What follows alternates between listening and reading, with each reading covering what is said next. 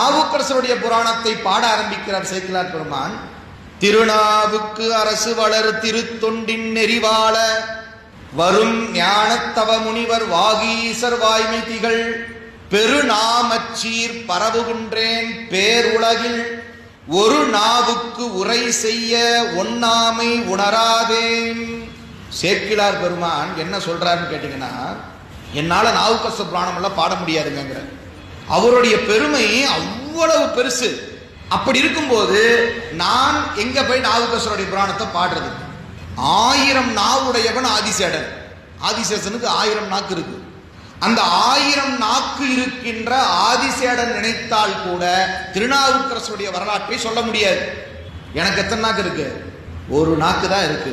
இந்த ஒரு நாக்கை வச்சுக்கிட்டு நான் எப்படி போய் அப்பர் சாமி வரலாற்றை சொல்வது? சொல்ல முடியாதுங்கிற. இப்ப நாமெல்லாம் பயப்படுறோம், சாமி சாமி அப்ப நாங்க எப்படி தெரிஞ்சுக்கிறது?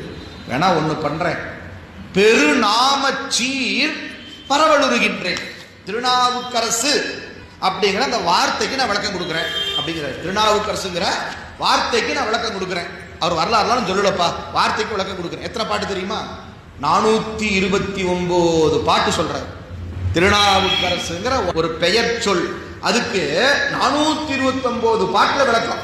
அப்ப சேக்கிழார் பெருமான் சொல்றாரு, நான் பேரை மட்டும் சொல்றப்பா, வேற என்னால ஒன்றும் பண்ண முடியாதுப்பா அப்படிங்கிற. அந்த பெயருக்கே அவ்வளவு ஆற்றல் இருக்குங்க. அப்பர் சாமியினுடைய பெயர் சிறப்பு இருக்கு பாருங்க. அது இவ்வளவுதான் இல்லை.